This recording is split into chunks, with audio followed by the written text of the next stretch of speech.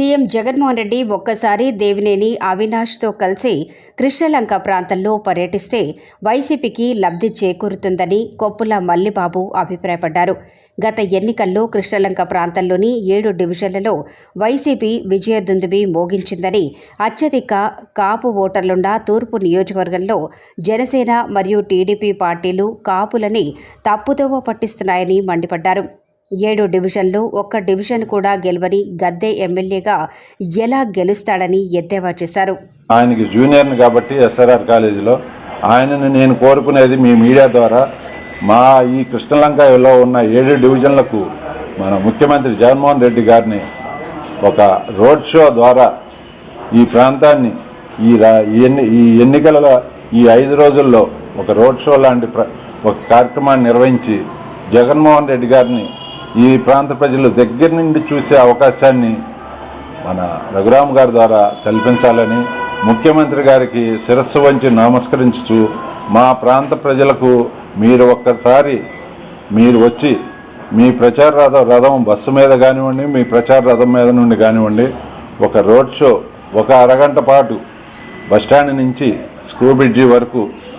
ఒక్కసారి మీరు ఇక్కడ ప్రజలకు వస్తే ఇక్కడ ప్రజలందరూ ఎంతో సంతోషించి ఈ పార్టీని వైఎస్ఆర్ పార్టీని దేవినేని అవినాష్ గారిని ఇంకా అఖండ మెజార్టీతో గెలిపించడానికి దోహదపడుతుందని ఒక వైఎస్ఆర్సీపీ కార్యకర్తగా ఒక పార్టీ అభిమానిగా ముఖ్యమంత్రి గారిని నేను మా చేతులు జోడించి శిరస్సు వహించి నమస్కరించుతూ వేడుకుంటున్నాను. ఈ ప్రాంతంలో 2 సార్లు తెలుగుదేశం అభ్యర్థి ఎమ్మెల్యేగా గెలిచినా కూడా రాజకీయాలకు అతీతంగా పార్టీలకు అతీతంగా 674 కోట్ల రూపాయలను శాంక్షన్ చేసి ఈ నియోజకవర్గ అభివృద్ధిలో ఎంతో కీలక పాత్ర అవినాష్ గారి ద్వారా మనకి సేవలు అందించారు. అందులో భాగంగా నేను చిన్నప్పుడు డాక్టర్ కేఎల్ రావు గారు ఉన్నప్పుడు ఈ కృష్ణానదికి కరకట్ట నిర్మించారని మా పెద్దలు చెప్తూ ఉండగా ఆ తర్వాత ఈ కృష్ణానది వచ్చే వరదలను ఎదుర్కోవటానికి ఏ ముఖ్యమంత్రి కూడా దృష్టి పెట్టలేదు. అటువంటి ఈ మహోన్నతమైన కార్యక్రమాన్ని జగన్మోహన్ రెడ్డి గారు ముఖ్యమంత్రిగా వచ్చిన ఈ 5 ఏళ్ల కాలంలో ఈ రిటైనింగ్ వాల్ అంటే కృష్ణానదికి మెట్ల బజార్ దగ్గర నుండి రామలింగేశ్వర నగర్ వరకు కృష్ణానదికి మెట్ల బజార్ నుండి రామలింగేశ్వర నగర్ వరకు రక్షణ గోడను నిర్మించి ఇక్కడ ప్రజలకు పేద ప్రజలకు ఎంతో మేలు చేశారు. ఎందుకంటే వరదలు వచ్చినప్పుడు ఈ పేద ప్రజలు ఒక చేతిలో చంటి బిడ్డలను మరొక చేతిలో వాళ్ళకున్న కొద్దిపాటి ఇంట్లో వస్తువులను వాళ్ళ ఆస్తిపాస్తులను రక్షించుకోవడంలో చాలా ఇబ్బందులు చాలా బాధలు పడేవాళ్ళు. ఆ వరదలు వచ్చినప్పుడు పాములు వచ్చాయి, తేళ్ళు వచ్చాయి, ప్రాణభయంతో వాళ్ళు అక్కడి నుంచి పునరావాస కేంద్రాలకు వచ్చి సరైన తిండి లేక సరైన నిద్ర లేక చాలా బాధలు పడేవాళ్ళు.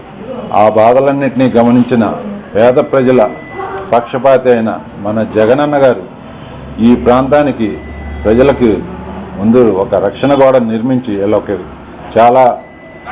ఈ వరద బాధితులను వరద నుంచి వీళ్ళని రక్షించాలని భావించి తక్షణమే రక్షణ గోడ నిర్మించి ఈ ప్రాంతానికి ఎంతో మేలు చేశారు.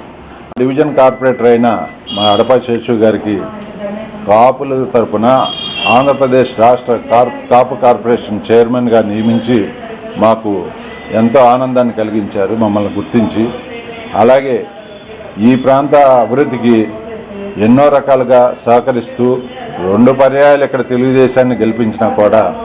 ఆయన చక్కటి అభివృద్ధి అనేదే ముఖ్య ధ్యేయంగా అవినాష్ గారి ద్వారా నడిపించారు. రేపు రాబోయే ఎన్నికల్లో ఈ 7 డివిజన్లో ఉన్నటువంటి కాపులందరూ కూడా కృష్ణలంక కాపు జేఏసీ అనే ఒక సంఘాన్ని ఏర్పాటు చేసుకుని అవినాష్ గారికి చక్కటి విజయాన్ని అఖండ మెజార్టీని చేకూర్చడానికి శక్తి వంచన లేకుండా అందరూ